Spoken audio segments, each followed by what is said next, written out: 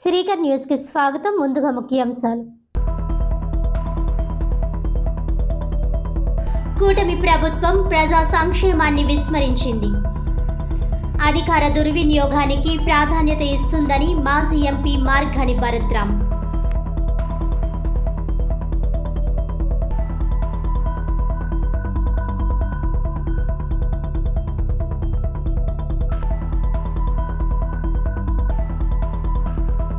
పోలవరం ప్రాజెక్టులో నిర్వాసితులు అవుతున్న బాధితులందరినీ ప్రభుత్వం పూర్తిగా ఆదుకోవాలి.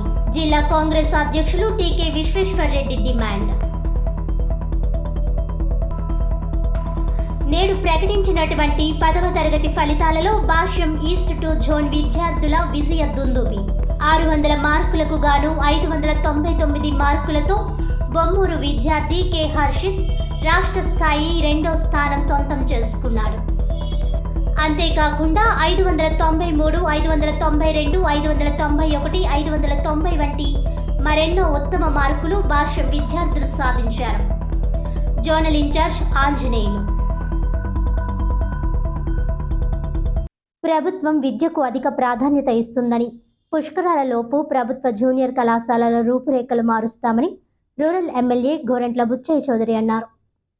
స్థానిక ప్రభుత్వ జూనియర్ కాలేజీ ఇంటర్లో రాష్ట్ర, జిల్లా స్థాయిలో ప్రతిభ కనబరిచిన విద్యార్థులను రాజమండ్రి రూరల్ శాసనసభ్యులు గోరంట్ల బుచ్చయ్య చౌదరి ప్రత్యేకంగా అభినందించారు.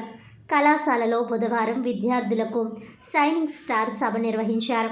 ఈ కార్యక్రమానికి కళాశాల ప్రిన్సిపల్ ఆర్ఐఓ ఎన్ఎస్విఎల్ నరసింహం అధ్యక్షతన ముఖ్య అతిథిగా పాల్గొన్న గోరంట్ల బుచ్చయ్య చౌదరి మాట్లాడుతూ ఈ ప్రభుత్వ జూనియర్ కళాశాలలో సీట్లు లభించవని అన్నారు. అనంతరం కళాశాల టాపర్గా నిలిచిన హెచ్ఓ విద్యార్థిని ఎన్ శ్రావణి సత్యకు 4,000 ఆర్థిక సహాయం ప్రకటించారు. కళాశాల తరపున మరో 5,000, హిందీ లెక్చరర్ బి మంజువేణి 3,000, భర్త బి రవి అందజేసిన 6,000లో మరో విద్యార్థినికి కూడా 3,000 అందజేశారు. ఇక్కడ ఉపాధ్యాయులు పనితీరు పట్ల ఆయన సంతృప్తి వ్యక్తం చేశారు. విద్యార్థులకు బోధిస్తున్న పనితీరులో 75% నుంచి 80% వరకు విజయం సాధించారని ఆయన అన్నారు. చదువుకు పేదరికం అడ్డు కారాదనే ఉద్దేశ్యంతో ప్రభుత్వం తల్లికి వందనం పేరుతో ఎంతమంది విద్యార్థులు ఉన్నా వారందరికీ త్వరలోనే సంక్షేమ పథకాలు అందించనున్నట్లు తెలిపారు. డొక్కా సీతమ్మ మధ్యాహ్న భోజన పథకాన్ని ఎంతోమంది విద్యార్థులకు ఉపయోగకరంగా ఉంటుందని ఆయన పేర్కొన్నారు. మీరు చదువు పూర్తి చేసుకుని బయటకు వచ్చే సమయానికి వివిధ పారిశ్రామిక పరిశ్రమలు మన రాష్ట్రానికి రానున్నాయని, 20 లక్షల వరకు ఉద్యోగాలు ప్రభుత్వం తరపున కల్పించాలన్నదే తమ ఉద్దేశమని అన్నారు. ఈ కార్యక్రమంలో డిఐఈఓ డి విజయశ్రీ మాట్లాడుతూ ప్రభుత్వం ప్రకటించిన సంక్షేమ పథకాలు వినియోగించుకోవాలని కోరారు. ఈ కార్యక్రమంలో ఇన్ఛార్జ్ పి త్రినాథ్ రాజు, ఏజిమ్స్ ఎం రామకృష్ణ, లెక్చరర్లు ఎన్ అరుణ, కె మౌనిక, కళ్యాణ్ కుమార్, బివైఎన్వి ప్రసాద్ తదితరులు పాల్గొన్నారు. ఈరోజు ప్రభుత్వ కళాశాలల్లో కూడా అత్యున్నత ప్రమాణాలతోటి విద్య బోధించబడుతుంది. మంచి రిజల్ట్లు వస్తున్నాయి. దానికి రోల్ మోడల్ మన గవర్నమెంట్ జూనియర్ కాలేజీ. ఇవాళ ఒక అమ్మాయి స్టేట్ లెవెల్లో ఫస్ట్ ర్యాంక్లో వచ్చింది. అలాగే అనేక మందికి ర్యాంకులు వచ్చాయి. ఇవాళ కళాశాల కూడా 75%, 85% దాకా రిజల్ట్ సాధిస్తూ ఉంది. అరకొర సౌకర్యాలు ఉన్నా కూడా, కొన్ని క్లాస్ రూమ్లు కొరత ఉన్నా కూడా ఇది సాధిస్తున్నారంటే ఇక్కడ ఉపాధ్యాయుల యొక్క నిబద్ధతకు నిదర్శనం. ఇవాళ సెలెక్ట్ అయిన వాళ్ళందరినీ చూసాను. ఆ కుటుంబాల బ్యాక్గ్రౌండ్ వెరిఫై చేశాను. చాలా పేద కుటుంబాలు, కష్టజీవుల కుటుంబాలు, రోజువారీ దినభత్యం మీద ఆధారపడ్డ కుటుంబాల నుంచి వచ్చి పిల్లలు ఈ ర్యాంక్ సాధించారంటే అది వాళ్ళ పట్టుదలకు నిదర్శనం. ఇవాళ ప్రభుత్వం కూడా అనేక సహాయ సహకారాలు అమలు చేస్తూ ఉంది. ఒకటి, విద్యని పూర్తిగా వారికి అందుబాటులోకి తేవడం, మధ్యాహ్నం కూడా ఇబ్బంది లేకుండా భోజనం పెట్టే కార్యక్రమం, మంచి భోజనం పెట్టే కార్యక్రమం, పుస్తకాలు, టెక్స్ట్ బుక్స్ కానీ నోట్ బుక్స్ కానీ ఉచితంగా ఇచ్చే కార్యక్రమం, రేపు తల్లికి వందనం కింద ఫీజు రీఎంబర్స్మెంట్ చేసే కార్యక్రమం కూడా భారీ ఎత్తున చేయబోతున్నారు. ఈ విధంగా విద్యకి ప్రధాన స్థానం ఇచ్చి నిరుద్యోగాన్ని తొలగించడం కోసం, ఉపాధి అవకాశాలు మెరుగుపరచడం కోసం స్కిల్ డెవలప్మెంట్ ద్వారా కూడా వారికి సహకారం ఇవ్వాలన్న లైన్లో ప్రభుత్వం ప్రయత్నం చేస్తోంది. అందువల్ల ప్రైవేట్కి వెళ్ళి లక్షల కోట్లు తగలేసుకునే కంటే ప్రభుత్వ కళాశాలలో కూడా మంచి రిజల్ట్ అవుతుంది. ఇది ఒక దృష్టాంతం. ఈ కళాశాల ఒక దృష్టాంతం. ఇవాళ సీట్లు దొరకవు ఈ కళాశాలలో. ఆ విధంగా అన్ని కళాశాలలు, ప్రభుత్వ జూనియర్ కళాశాలలు కానీ డిగ్రీ కళాశాలలు కానీ మంచి ప్రగతి సాధించాలి. రాజమండ్రిలోని డిగ్రీ కళాశాల, ప్రభుత్వ ఆర్ట్స్ అండ్ సైన్స్ కళాశాల కానీ ఈ ప్రభుత్వ జూనియర్ కళాశాల కానీ మంచి ప్రమాణాలతో ఉన్నాయి. దాన్ని సద్వినియోగం చేసుకోమని కోరుతూ ఈ పిల్లలందరి భవిష్యత్తు మన చేతుల్లో ఉంది. వారికి సహాయ దాతలు కూడా విజ్ఞప్తి చేస్తున్నాం. ఎవరైనా సరే దాతలు మీరు రండి, అడాప్ట్ చేసుకోండి, వాళ్ళకి ప్రోత్సాహం ఇవ్వండి. ప్రోత్సాహం అందిస్తే వాళ్ళు పైకి వెళ్తారు, రేపొద్దున రాష్ట్రానికి దేశానికి ఉపయోగపడతారని సవినీయంగా మనం చేస్తూ ఉన్నాం.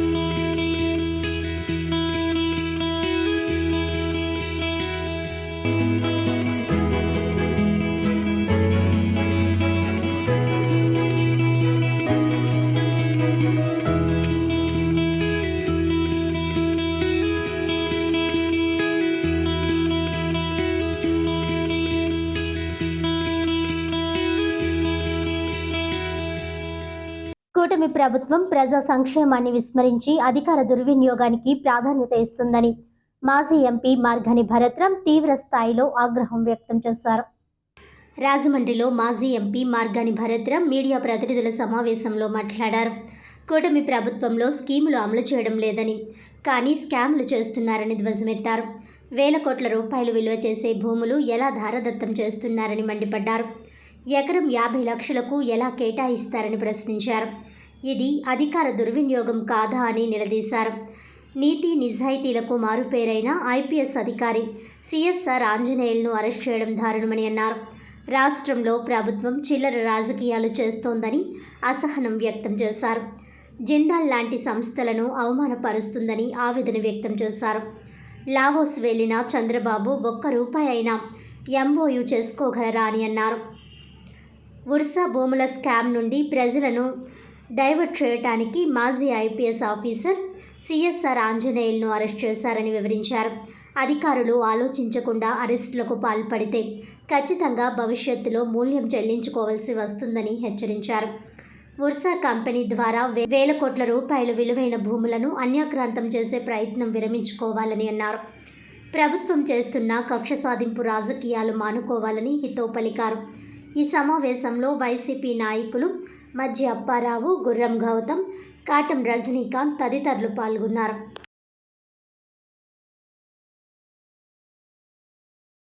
ఈరోజు ఆంధ్రప్రదేశ్ రాష్ట్రంలో ఒక డైవర్షన్ పాలిటిక్స్ నడుస్తూ ఉంది. చంద్రబాబు నాయుడు గారు కూటమి ప్రభుత్వం పేరుతో ఒక పక్కన స్కాముల మీద స్కాములు చేస్తూ ఇంకొక పక్కన అరెస్టుల పర్వాన్ని కొనసాగిస్తూ ఉన్నారు. ఇది పూర్తి స్థాయిగా అధికార దుర్వినియోగం చేస్తూ ఉన్నారు. ఒక పక్కన స్కీములు లేవు, ఇంకో పక్కనేమో స్కాములు చేస్తూ ఉన్నారు. ఈ స్కాములు కూడా ఒక్కసారి ఒక ఉదాహరణకి చెప్తా ఉన్నాం. టీసీఎస్ పేరు చెప్పి ఏదైతే భూమిని 1000 కోట్ల రూపాయల భూమిని 99 పైసలు అంటే ₹1 ఇచ్చిన సందర్భం. అంటే టీసీఎస్ అంటే ఒక పేరున్న సంస్థ. సరే, దాని గురించి ప్రజలు కూడా ఓకే, వాళ్ళు రావడానికి ఏదన్నా కొంత ఇనిషియేటివ్ తీసుకున్నారంటే అనుకోవచ్చు. దాని పేరు చెప్పి ఒక ఊరు పేరు లేని ఒక కంపెనీని, ఓర్సా అనే ఒక కంపెనీకి 1000 కోట్ల రూపాయల భూమిని, నిజంగా ఎంత ఆశ్చర్యం కలిగిస్తూ ఉందనంటే ఆ భూమి 1000 కోట్ల రూపాయలు, ఎకరము విలువ చూస్తే మీరు బహిరంగ మార్కెట్లో వేలంకి వేస్తే ఎకరము 50 కోట్లు తక్కువ చేయకుండా విలువ పలికే విశాఖపట్నం నడిబొడ్డులో ఉన్న ఆ భూమిని ఎకరం 50 లక్షల రూపాయలకి ఎలాగ మీరు దారాదత్తం చేస్తారని అడుగుతా ఉన్నా. ఏ బేసిస్లో మీరు దారాదత్తం చేస్తూ ఉంటారని అడుగుతా ఉన్నా. సుమారుగా 56 ఎకరాల భూమి, సుమారుగా దాని విలువ చూస్తే 3000 కోట్ల రూపాయలు, దగ్గరలో 3000 కోట్ల రూపాయల భూమిని అంటే ఎకరం 50 లక్షలకి ఏ రకంగా ఇస్తారండి? నాకు అర్థం కాలే. ఇంత అన్యాయమా? అంటే ఇది అధికార దుర్వినియోగం కాదా అని అడుగుతా ఉన్నా. ఒక పక్కనేమో రాష్ట్రాన్ని అప్పుల మీద అప్పులు చేస్తూనే పోతూ ఉన్నారు. ప్రతి సోమవారం మంగళవారం పేరు చెప్తే 100 కోట్ల రూపాయలు అప్పులు చేయకుండా రాష్ట్రాన్ని నడపగలిగే పరిస్థితులు కనబడతా ఉన్నాయా అని అడుగుతా ఉన్నా. అదేం కనబడట్లా. ఇప్పుడు ఏదైతే ఈ భూములు స్కాములు బయటికి తీస్తూ ఉన్నారో వైఎస్ఆర్ కాంగ్రెస్ పార్టీ ప్రజల ముందు పెడతా ఉన్నారో, ఏదో సంచలనాలు సృష్టించాలని, మరి నిన్న ఒక ఐపీఎస్ అధికారి, నీతి నిజాయితీకి మారుపేరైన ఒక ఐపీఎస్ అధికారి పిఎస్ఆర్ ఆంజనేయులు గారిని అసలు ఏ రకంగా అరెస్ట్ చేస్తారనండి? ఎంత దారుణం అని అంటే, ఇప్పటికే నేను గతంలో కూడా చెప్పా, ఒక బొంబాయి నటి, అవుట్డేటెడ్ బొంబాయి నటిని తీసుకుని వచ్చి ఏ రకంగా ఒక చిల్లర రాజకీయం ఇక్కడ ఆంధ్రప్రదేశ్ రాష్ట్రంలో తీసుకుని వచ్చి జిందాల్ లాంటి పెద్ద సంస్థల్ని ఏ రకంగా అవమానపరిచి, ఈయన వెళ్ళాడుగా, చంద్రబాబు నాయుడు గారు ఎక్కడికి వెళ్ళారు? దావోస్ వెళ్ళాడు. దావోస్ వెళ్ళినప్పుడు ఏం జరిగిందండి? ఇప్పుడు ఈ లోకేష్ గారు ఇవి చాలా ఇండియా టుడే కాన్క్లేవ్లోనూ వీటిల్లోనూ రకరకాల మాటలు చెప్పారు. హైదరాబాద్కి, తెలంగాణకు హైదరాబాద్ ఉంది, కర్ణాటకకు బెంగళూరు ఉంది, తమిళనాడుకి చెన్నై ఉంది, మాకు చంద్రబాబు నాయుడు ఉన్నాడని చెప్పాడు. మరి ఇదే చంద్రబాబు నాయుడే కదా దావోస్ వెళ్ళాడు. దావోస్ వెళ్ళినప్పుడు మరి ₹1 అయినా ఎంఓయూ చేసుకున్నారా అని అడుగుతా ఉన్నా. ₹1 అయినా చేసుకున్నారా? మరి ఏమైంది మీ బ్రాండ్ ఇమేజ్? మీకు బెస్ట్ ఫ్రెండ్ బిల్ గేట్స్ గారు అని చెప్తా ఉన్నారు కదా, ఆయనతో మీటింగులు పెట్టుకున్నారు. పోనీ ఆయనైనా కనీసం సరే చంద్రబాబు నాయుడు గారు వచ్చారు కదా, ఒక 10,000 కోట్లు ఎంతో మీరు ఎంఓయూ చేసుకోవాలి కదా, మీకు ఏమైపోయింది అని అడుగుతా ఉన్నా. మీకున్న అనుభవము, మీకున్న ఆ గ్లామరు ఏమైపోయింది అని అడుగుతా ఉన్నా. ఈ రకంగా ఇండస్ట్రియలిస్ట్ని ఇబ్బందులు పెట్టే కార్యక్రమం చేస్తేనే ఈ రకమైన కార్యక్రమాలు జరుగుతాయి. ఇప్పుడు ఆ కేసుకు సంబంధించి హైకోర్టులో ఆల్రెడీ కొంతమందికి బెయిల్స్ ఇవ్వడం జరిగింది. కొంతమంది ముందస్తు బెయిల్స్ ఐపీఎస్ అధికారులు పెట్టుకుంటే దానికి కూడా హైకోర్టు ఇవ్వడం జరిగింది. ఇవన్నీ జరిగిపోయి ఒక 3-4 నెలలు గడిచిన తర్వాత ఇప్పుడు ఏదైతే ఈ ఓర్సా భూములు వెలుగులోకి వచ్చినాయో దాన్ని ప్రజల్ని డైవర్ట్ చేయాలి. ప్రజల్ని డైవర్ట్ చేయాలని అంటే ఏం చేయాలా? ఒక సినీ నటిని మళ్ళీ తెరపైకి తీసుకురావాలి. తెరపైకి తీసుకుని వచ్చి ఒక సంచలనం క్రియేట్ చేయడం గురించి ఒక ఐపీఎస్ అధికారిని, మరి నిజాయితీ గల వ్యక్తి అయిన పిఎస్ఆర్ ఆంజనేయులు గారిని ఏ బేసిస్లో అరెస్ట్ చేస్తారనండి? ఇది కక్ష సాధింపు కాదా? పోలవరం ప్రాజెక్టులో నిర్వాసితులవుతున్న బాధితులందరినీ ప్రభుత్వం పూర్తిగా ఆదుకోవాలని జిల్లా కాంగ్రెస్ అధ్యక్షులు టీకే విశ్వేశ్వర్ రెడ్డి డిమాండ్ చేశారు. రాజమండ్రి ప్రెస్ క్లబ్లో జిల్లా కాంగ్రెస్ అధ్యక్షులు టీకే విశ్వేశ్వరరెడ్డి మాట్లాడారు. పోలవరం ప్రాజెక్టు నిర్వాసితుల సమస్యల అధ్యయనం కాంగ్రెస్ కమిటీ 2 రోజుల పాటు పోలవరం ముంపు మండలాలైన చింతూరు, దేవీపట్నం, ఆర్వీపురం, ఎటపాక, పోలవరం మండలాల్లో పర్యటించి నిర్వాసితులను కలుసుకొని వారి సమస్యలను అడిగి తెలుసుకోవడం జరిగిందన్నారు. బాధితులు తమ సమస్యలను అధ్యయన కమిటీ ముందు విన్నవించుకున్నారని అన్నారు. కూటమి ప్రభుత్వం నీటి నిల్వ ఎత్తును 41.15 మీటర్లే ఉంచుతామని, ఆ మేరకే నిర్వాసితులకు ఆర్ఆర్ ప్యాకేజీ ఇవ్వడానికి సిద్ధమవుతుందన్నారు. పోలవరం ప్రాజెక్టులో 41.15 మీటర్ల నీటిని నిల్వ ఉంచితే ప్రాజెక్ట్ ప్రయోజనాలు నెరవేరవని అన్నారు. 936 మెగావాట్ల విద్యుత్ తయారీకి నీరు అందదని, పోలవరం కుడి, ఎడమ కాలువలకు గ్రావిటీ ద్వారా నీరు సరఫరా అవ్వదన్నారు. పోలవరం ప్రాజెక్టు నిర్వాసితుల సమస్యల అధ్యయన కాంగ్రెస్ కమిటీ అధ్యక్షులు, పీసీసీ ఉపాధ్యక్షులు సోడదాసి మార్టిన్ లూథర్ మాట్లాడుతూ, నిర్వాసితుల సమస్యలతో సమగ్ర నివేదికను తయారు చేసి పీసీసీ అధ్యక్షురాలు షర్మిలారెడ్డికి అందజేస్తున్నామని అన్నారు. ఆ నివేదికను ఈ నెల 25 గవర్నర్కు పీసీసీ అధ్యక్షురాల ఆధ్వర్యంలో సమర్పించి వారి సమస్యలు పరిష్కరించాల్సిందిగా కోరతామని అన్నారు. పోలవరం నిర్వాసితుల కొరకు నిర్మించిన పునరావాస కేంద్రాలలో మౌలిక సదుపాయాలు లేవని, తక్షణం అక్కడ మౌలిక సదుపాయాలు కల్పించాలని కోరారు. విలేకరుల సమావేశంలో నగర కాంగ్రెస్ అధ్యక్షులు అబ్దుల్లా షరీఫ్, నాయకులు బత్తిన చంద్రరావు, కిషోర్ కుమార్ జైన్, బిల్డర్ బాబీ తదితరులు పాల్గొన్నారు. ప్రాంతాలన్నీ కూడా పరిశీలించి అక్కడ ముంపు బాధితులతో అందరితోటి కూడా మాట్లాడి రావడం జరిగింది. చాలా గ్రామాలు అయితే ఆల్రెడీ అవి మునిగిపోయే గ్రామాలు అయినా కూడా వాటిని ఈ ఆర్ఆర్ ప్యాకేజీ లిస్టులో చేర్చలేదు. వాళ్ళు చాలా బాధపడుతున్నారు. మనం అక్కడికి వెళ్ళి వాళ్ళతో మాట్లాడుతుంటే ఎవరికైనా చాలా బాధ కలుగుతుంది. ఎందుకంటే ఇప్పటి నుంచో ఉంటున్నారు వాళ్ళు, ఒక 50 ఏళ్ళు 100 ఏళ్ళ నుంచి అక్కడ ఉంటున్నారు. అలాగే గుడ్డు గోదాం, అలాగే ఏ పశువులు మేపుకుని అలా హ్యాపీగా వాళ్ళ జీవనం సాగిస్తున్నారు. ఈవేళ వాళ్ళని సడన్గా వెళ్ళిపోమంటే ఎక్కడికి వెళ్ళిపోతారు? ఏదో ఆర్ఆర్ ప్యాకేజీలో హౌసెస్ కడతారని రిహాబిటేషన్ కాలనీలు అని కట్టారు. ఆ కాలనీలకి రోడ్లు లేవు, ఫెసిలిటీస్ లేవు, డ్రైన్లు లేవు, లిటరన్స్ లేవు, ఏమీ లేవు. మరి పశువులని, గావుల్ని, గేదెల్ని, మేకల్ని దొరికిన వాళ్ళు ఎక్కడికి వెళ్తారు? అక్కడ వీళ్ళు ఉండటానికి ఇబ్బంది. అందులోనూ వీళ్ళు ఆర్ఆర్ ప్యాకేజీ ఫిక్స్ చేసేటప్పటికి 18 సంవత్సరాలు పైన ఉన్న వాళ్ళకి అని చెప్పి 10 ఏళ్ళ క్రితం ఫిక్స్ చేశారు. ఇప్పుడు ఆల్రెడీ వాళ్ళకి 24-25 సంవత్సరాలు వచ్చేసి మళ్ళీ వాళ్ళకి కూడా కుటుంబాలు సంవత్సరాలు వచ్చినాయి. వాళ్ళకేమో 1 ఏళ్ళు ఇస్తారంటే చాలా బాధ. బాధ మనం వాళ్ళందరూ కూడా చాలా బాధపడి చాలా ఇదిగా చెప్పి ఇదయ్యారు. యాక్చువల్గా మరి పోలవరం ప్రాజెక్ట్ అనేది రాజశేఖర రెడ్డి గారి యొక్క డ్రీము. దానికి ఒక డిపిఆర్ తయారు చేశారు. ఆ డిపిఆర్ ప్రకారం ఏంటంటే సిల్వే, upper coffer dam, lower copper dam, అలాగే డయాఫ్రమ్ వాల్ కట్టి పోలవరం ప్రాజెక్ట్ నిర్మించాలన్నది ఇది ఆశయం. దానివల్ల 106,000 కుటుంబాలు ముంపుకి గురవుతాయని అప్పట్లో డిపిఆర్లో తయారు చేయడం జరిగింది. దాన్నే మరి సెంట్రల్ ఎన్విరాన్మెంటల్ వాళ్ళకి కూడా సబ్మిట్ చేశారు.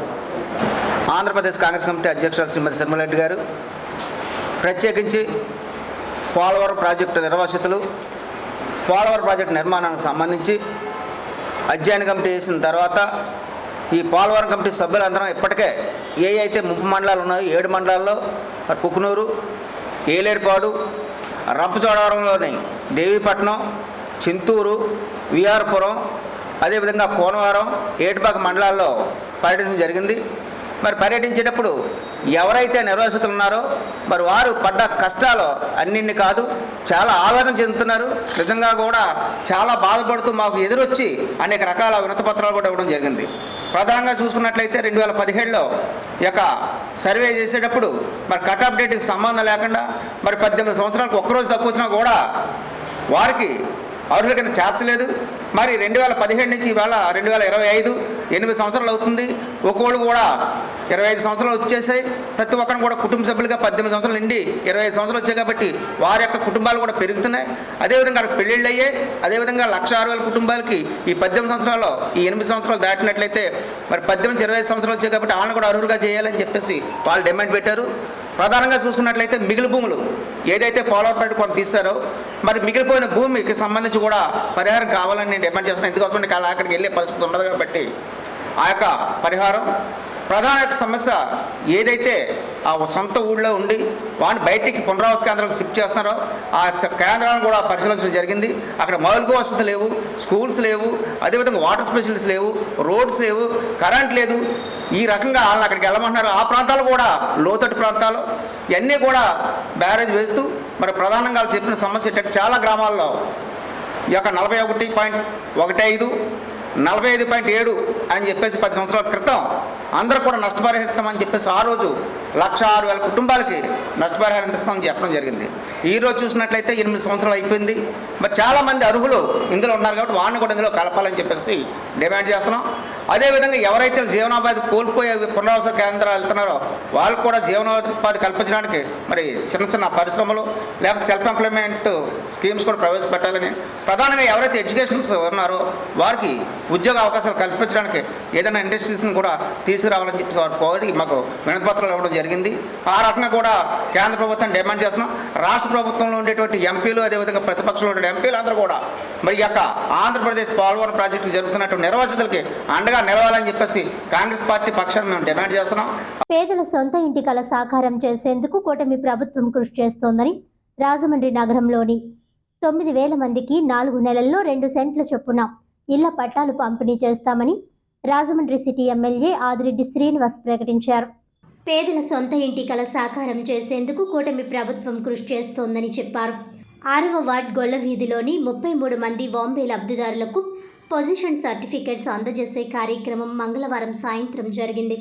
ఈ సందర్భంగా టీడీపీ రాజమండ్రి పార్లమెంటు కమిటీ ఉపాధ్యక్షుడు మజ్జి రాంబాబు అధ్యక్షతన టీడీపీ 6వ వార్డు ఇన్ఛార్జ్ మజ్జి మణికంఠ పర్యవేక్షణలో నిర్వహించిన సభలో ఎమ్మెల్యే ఆదిరెడ్డి వాసు, మాజీ ఎమ్మెల్సీ ఆదిరెడ్డి అప్పారావు, టీడీపీ రాష్ట్ర ప్రధాన కార్యదర్శి గన్ని కృష్ణ, రాష్ట్ర కార్యదర్శి కాశీ నవీన్ కుమార్ తదితరులు పాల్గొన్నారు.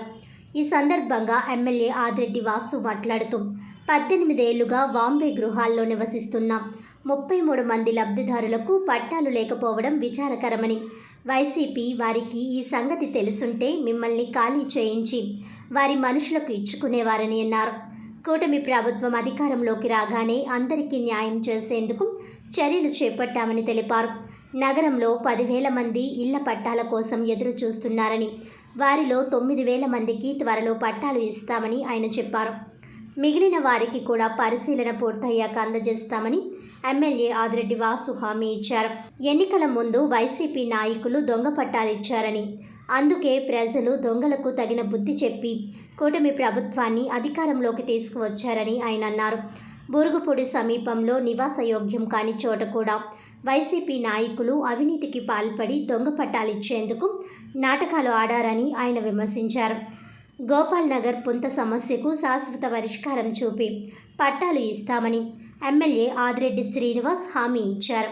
45వ వార్డ్ రాజీవ్ గాంధీ నగర్, 49వ వార్డ్ సింహాచల్ నగర్, సుబ్బారావు నగర్ తదితర ప్రాంతాల్లో అవసరమైన వారికి పొజిషన్ సర్టిఫికెట్స్, పట్టాలు అందజేస్తామని ఎమ్మెల్యే చెప్పారు.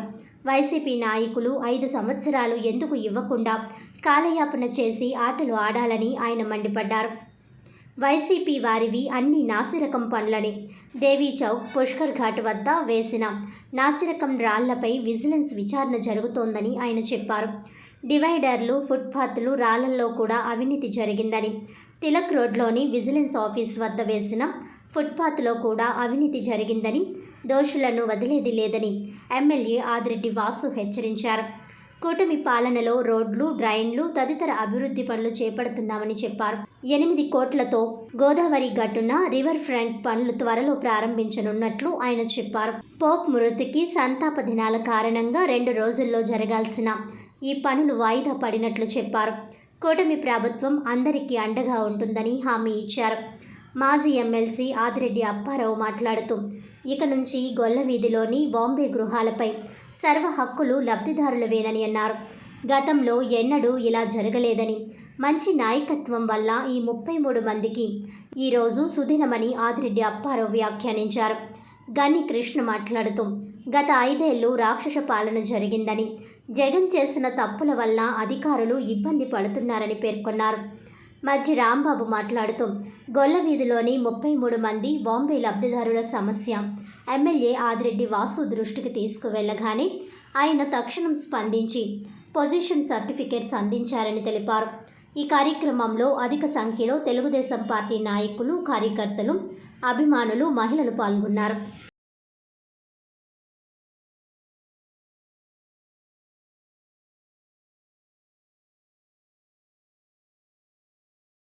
అనేక సందర్భాల్లో అక్కడికి వచ్చినప్పుడు చెప్పడం జరిగేది, కానీ మాకు అది ఏ రోజు కూడా స్పష్టంగా అర్థమయ్యేది కాదు.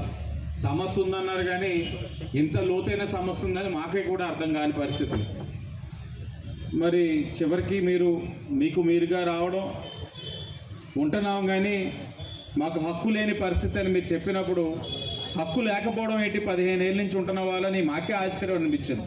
అంటే మరి గత పాలకులు ఎంత నిర్లక్ష్యం వ్యవహరించారన్నది మీరే ఉదాహరణ. ఈ రోజు దాకా హక్కు లేకుండా మీరు ఉండడం అన్నది దినదిన గండమే. ప్రతిరోజు కూడా ఏదైనా సర్వే జరుగుతుందన్నా, ఇంకేదైనా జరుగుతుందన్నా మరి భయమే. మీరు అదృష్టవంతులే. నాకు తెలిసి గత వైసీపీ పాలకులు మీ మీద దృష్టి పెట్టలేదు. దృష్టి పెట్టుంటే ఆ 33 మంది స్థానంలో వాళ్ళ సొంత మనుషులకి రేటు కట్టేసుకొని ఖాళీ చేయించి మీది బలవంతంగానే వాళ్ళకి ఇప్పించేసేవారు. కానీ తెలుగుదేశం పార్టీ కానీ కూటమి ఆలోచన కానీ దానికి విరుద్ధంగా ఉంటుంది. ఎవరైతే ఉన్నారో, ఎవరైతే ఇన్ని సంవత్సరాల నుంచి ఉన్నారో వెరిఫై చేశాం. చాలా చక్కగా ఏదైతే మీరు అందరూ కూడా సహకరించడంతో పెద్దలు మజ్జి రాంబాబు గారు, అలాగే సోదరుడు మజ్జి మణికంఠ చాలా చక్కగా ఫాలోఅప్ చేసుకొని ఈ యొక్క 33 మందికి కూడా, అందులో 2-3 చిన్న వెరిఫికేషన్స్ ఉన్నాయి, ఐడెంటిటీ, వాటిని కూడా వెరిఫై చేసుకున్నట్లయితే 33 మందికి కూడా ఈరోజు అధికారికంగా అధికారుల సమక్షంలో కూటమి ప్రభుత్వం మీకు పట్టాలు ఇస్తుందని చెప్పి ఈరోజు చాలా గర్వంగా చెప్తా ఉన్నాం. ఇది ఆరంభమే. అతి దగ్గరలో లబ్ధిదారులు అక్కడ సుమారు 10,000 మంది ఉన్నారు. లబ్ధిదారులు 10,000 మందిలో కొంతమంది ఇంకా ఇబ్బందులు ఉన్నాయి. అటు ఇటుగా సుమారు 9,000 లబ్ధిదారులకి కూటమి అధికారంలోకి వచ్చిన తర్వాత లబ్ధిదారుడికి 2 సెంటు కింద అతి దగ్గరలో 4 నెలల్లో పట్టాలు కూడా ఇవ్వబోతా ఉన్నాం. పని కూడా ప్రారంభించాం. చదును చేస్తా ఉన్నాం, సర్వే చేయిస్తా ఉన్నాం, ప్లాటింగ్ చేసి మీకు దొంగ పట్టాలు ఇచ్చారు ఎన్నికల ముందు. ఆ దొంగ పట్టాలు అప్పుడు నేను అదే పని మీద చెప్పేవాడిని, చట్టబద్ధత లేని పట్టాలు అని. వాటన్నిటికీ కూడా ఇప్పుడు చట్టబద్ధత కల్పిస్తూ ఆ 9,000 మంది లబ్ధిదారులకి 1,000-2,000 మంది కాదు, రాజమండ్రి చరిత్రలో ఎప్పుడు లేని విధంగా 9,000 మందికి కూడా ఒక్కసారి 2 సెంటుల పట్టా అతి దగ్గరలో 4-5 నెలలు ఇప్పించబోతా ఉన్నాం. దాంతోపాటు మోరంపూడిలో కొంతమందికి ఇచ్చారు. మోరంపూడి కాదు, ఇది మన ఎయిర్పోర్ట్ దగ్గర బూరుపూడి. అక్కడ ఇప్పటికే సమస్య ఉందని మనం చెప్పాం, ఆవు భూములని చెప్పినా కూడా ఉద్దేశపూర్వకంగా ఎన్నికల ముందు మీకు ఆ బూరుపూడి దొంగ పట్టాలు ఇచ్చి మిమ్మల్ని మభ్య పెట్టి మీకు ఏదో పట్టా ఇచ్చాను, మీకు ఒక ఆస్తి ఇచ్చాం, 1 సెంటు ఇచ్చాం, 48 గజాలు ఇచ్చాను, మీరు నాకు ఓటు వేయాలని చాలా గిమ్మిక్కులు చేశారు ఎన్నికల ముందు. కానీ ప్రజలు తెలివైన వాళ్ళు, మీకు అన్నీ తెలుసు.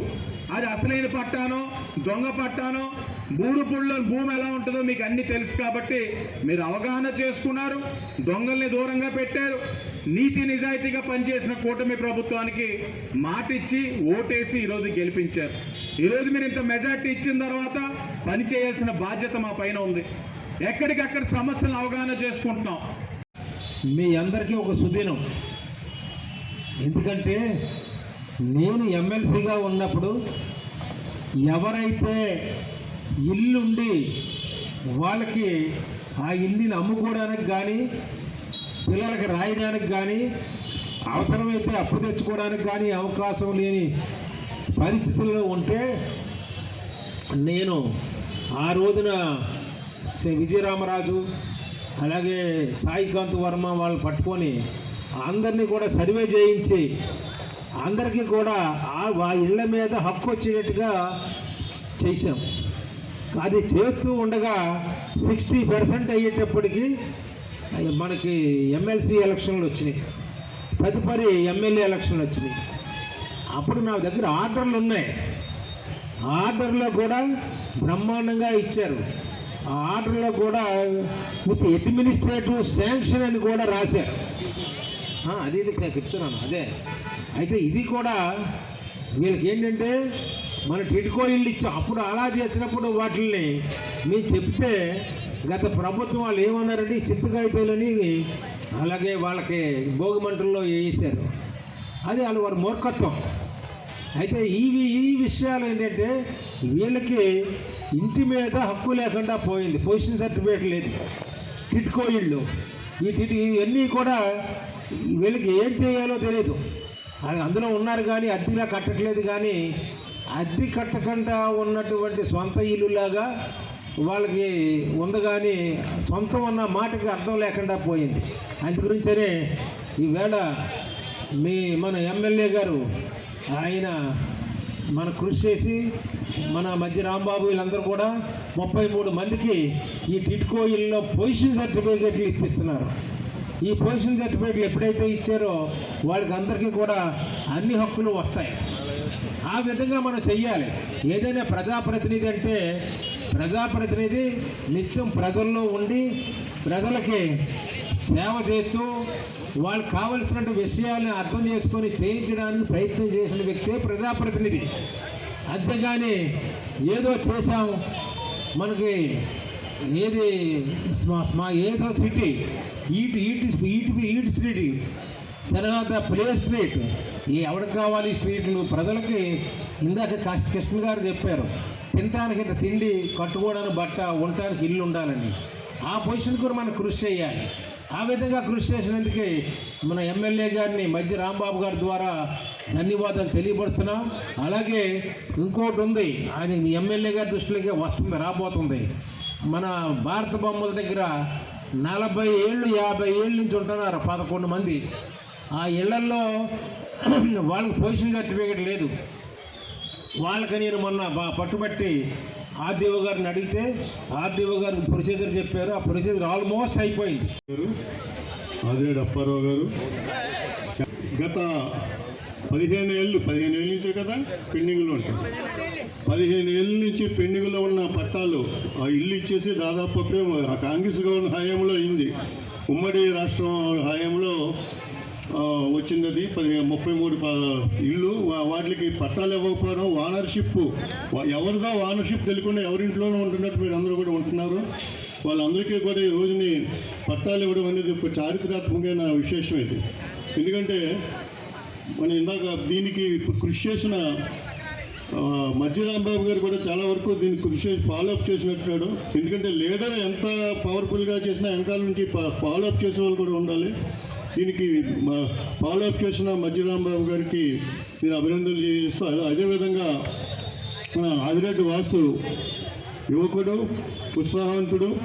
మొత్తం అతనికి ఊరంతా కూడా మొత్తం కాన్షియన్స్ అంతా కూడా నిత్యం పర్యటిస్తూ ఎక్కడికక్కడ ప్రజా సమస్యలు తెలుసుకుంటూ ప్రజా సమస్యల పరిష్కారం కోసం నిరంతరం కూడా కృషి చేసినందుకు వాసుని నేను మనస్ఫూర్తిగా అభినందిస్తాను. ముఖ్యంగా ఇది ఎందుకంటే ఎన్టీ రామారావు గారు అన్నగారు ఆశయం అది.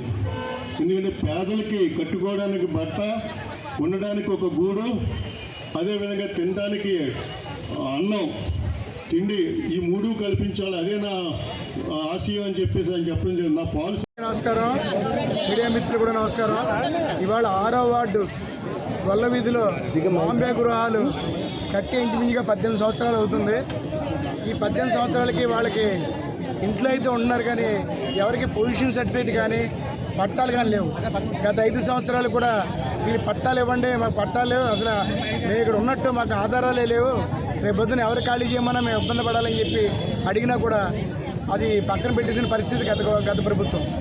మొన్న రీసెంట్గా నాకు ఒక 4 రోజుల క్రితం వచ్చి మాకు పట్టాలు లేవని చెప్పారు. చెప్పినంటే నేను అది ఎమ్మెల్యే గారి దృష్టికి, ఆదిరెడ్డి శ్రీనివాస్ గారి దృష్టికి తీసుకెళ్ళడం జరిగింది. తీసుకెళ్ళిన ఆయన స్పందించి ఇవాళ పొజిషన్ సర్టిఫికేట్ చేయించడం జరిగింది. ఇది పిల్లలకి వాళ్ళ తరాల భవిష్యత్తు కాబట్టి ఎమ్మెల్యే గారు అన్నీ సంధించి పేద ప్రజలకి ఏం కావాలన్నా మనం చేసి పెట్టాలనే సదుద్దేశంతో ఈ కార్యక్రమాన్ని ముందుకు తీసుకెళ్లి వెంటనే వాళ్ళకి పొల్యూషన్ సర్టిఫికేట్లు చేయించడం జరిగింది.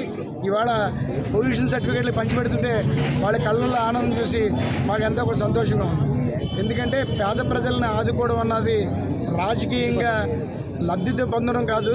ఎవరన్నా ప్రజలు రాజకీయంగా ఎవరికైనా మంచి పదవిని ఎన్నుకున్నారంటే వాళ్ళు ప్రజల కోసం పోరాడాలి, ప్రజా సంక్షేమం కోసం పోరాడాలి. కాబట్టి ఇవాళ అదే పందాలో మా ఎమ్మెల్యే ఆదిరెడ్డి శ్రీనివాస్ గారు ఉండి ఇటువంటి వాళ్ళందరికీ కూడా ఇక్కడే కాదు చాలా చోట్ల సింహాచలంలో కూడా సెల్వాచల నగర్లో కూడా పట్టాలు ఇవ్వడం జరిగింది. అలాగే భారత భూముల వెనకాల కూడా 16 మంది 11 మంది పెండింగ్ ఉంది. ఇప్పుడే చెప్తున్నారు తాటితోట సెంటర్లో వాంబే గృహాలు ఉన్నాయి, వాటికి కూడా ఇటువంటి ఇబ్బంది ఉన్నాయని చెప్తున్నారు. ఇవన్నీ కూడా ఒక్కొక్కటి క్లియర్ చేసుకుంటూ వెళ్తున్నారు. ఇటువంటి కార్యక్రమం మున్ముందు ప్రజలకు ఇబ్బంది అయ్యే కార్యక్రమాలన్నీ కూడా మా ఎమ్మెల్యే గారి దృష్టికి తీసుకొస్తే వెంటనే స్పందించి చేస్తారని చెప్పి మేము ఈ సభాముఖంగా విజ్ఞప్తి చేస్తాం. 10వ తరగతి పరీక్షల్లో భాష్యం స్కూల్ విద్యార్థులు ఉత్తమ ఫలితాలు సాధించి విజయ కేతనం ఎగురవేశారు.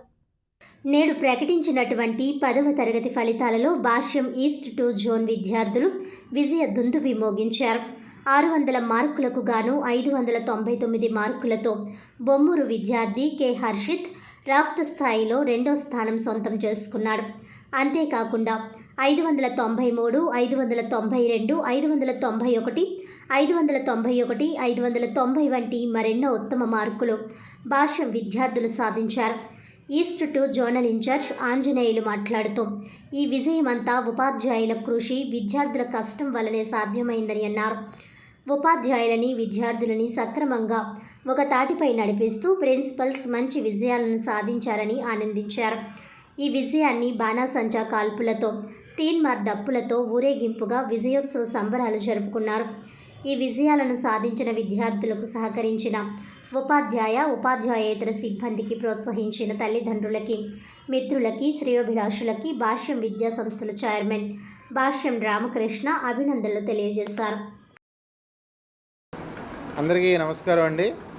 నేడు విడుదలైనటువంటి ఎస్ఎస్సి 2025 పరీక్షా ఫలితాల్లో మా భాష్యం విద్యార్థి, బొమ్మూరు భాష్యం విద్యార్థి కలిగే హర్షిత్ 600కి 599 మార్కులతో స్టేట్ టాప్ మార్క్స్ సాధించడం చాలా గొప్ప విజయం ఇది.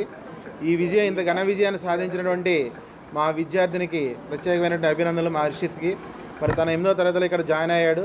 జాయిన్ అయిన కానించి కూడా తనలో ఉన్నటువంటి ప్రతిభను గుర్తించి మా ఉపాధ్యాయేతర సిబ్బంది, ప్రిన్సిపల్ గారు, మా భాష్యం కరికలము తనని ఎంతో ఎంకరేజ్ చేయడం, వాళ్ళ తల్లిదండ్రులు జగదీశ్వరరావు గారు, వారి అమ్మగారు మాకు ఎంతో తోడ్పాటు చేయడంతో ఈ గొప్ప విజయం సాధించారు. మరి ఈ విజయం సాధించడం చాలా గర్వంగా భావిస్తున్నాం.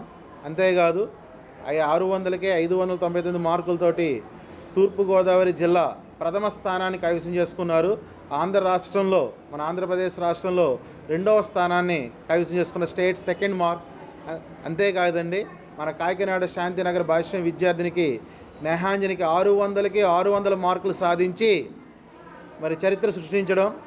మరి వరుసగా 600కి 600 మార్కులు, 599, 580, 598, 597, 596 స్టేట్ అత్యుత్తమ మార్కులు సాధించిన ఏకైక విద్యా సంస్థ ఏదైనా ఉంది అంటే అది మన భాష్యం. ఇంత గొప్ప విజయాన్ని సాధించినటువంటి మా విద్యార్థులకు సహకరించినటువంటి తల్లిదండ్రులకు, మరి మమ్మల్ని ఎంతగానో ఎంకరేజ్ చేసినటువంటి మా ప్రియతమ ఉపాధ్యాయేతర సిబ్బందికి, ప్రతి ఒక్కరికి కూడా ఈ విజయంలో ఎనలేని సేవ కృషి చేసినటువంటి మా ఉపాధ్యాయేతర సిబ్బందికి కూడా కృతజ్ఞతలు తెలియజేసుకుంటూ, ఇంతటి ఘన విజయాన్ని మాకు అందించినటువంటి మా విద్యార్థులకి ప్రత్యేకించి భాష్యం విద్యా సంస్థల చైర్మన్ శ్రీ భాష్యం రామకృష్ణ గారి తరపు నుంచి, వైస్ చైర్మన్ శ్రీ భాష్యం హనుమంతరావు గారు, మేనేజింగ్ డైరెక్టర్ శ్రీ భాష్యం సాకేత్ రామ్ గారి తరపు నుంచి విద్యార్థులు ప్రత్యేకమైనటువంటి అభినందనలు, వారి తల్లిదండ్రులకు కృతజ్ఞతలు తెలియజేశారండి. మరి ఇంత ఘన విజయం సాధించినందుకు భాష్యం విద్యా సంస్థల తరపు నుంచి మేము చాలా ఆనందపడుతున్నాం. ఇలాంటి భవిష్యత్తులో మరిన్ని విజయాలు సాధిస్తామని తెలియజేస్తూ, ఈ విజయాలకి మనకు వెన్నుంటే సహకరిస్తున్న మా ప్రియతమ తల్లిదండ్రులకి మరొకసారి మేము ధన్యవాదాలు తెలియజేస్తున్నామండి. నా పేరు హర్షిత్ కలిగి, నేను భాష్యంలోని 8th జాయిన్ అయ్యాను. 8th, 9th మాకు బాగానే మార్కులు వచ్చాయి, కానీ 10th సిలబస్ చూస్తే చాలా భయం వేసింది. అసలు మార్కులు బాగా వస్తాయా అని అనుకున్నాను. కానీ అయితే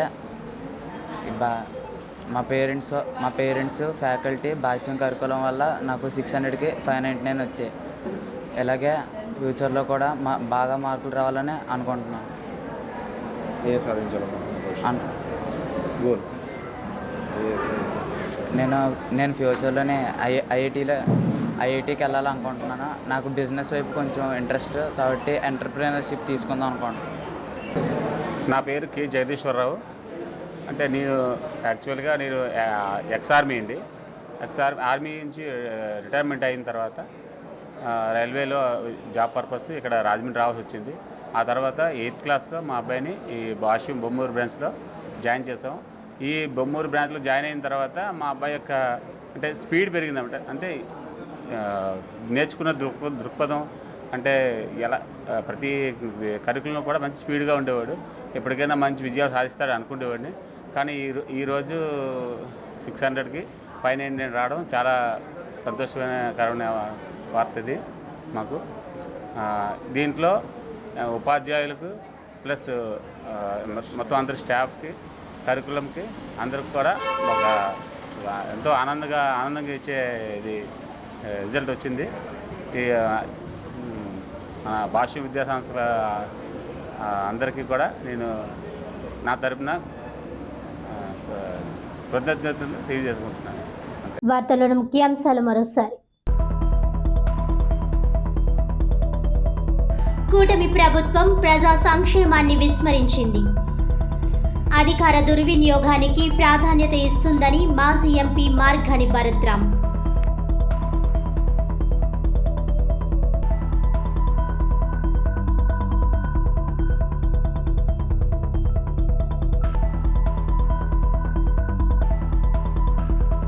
పోలవరం ప్రాజెక్టులో నిర్వాసితులు అవుతున్న బాధితులందరినీ ప్రభుత్వం పూర్తిగా ఆదుకోవాలి. జిల్లా కాంగ్రెస్ అధ్యక్షులు టీకే విశ్వేశ్వర్రెడ్డి డిమాండ్.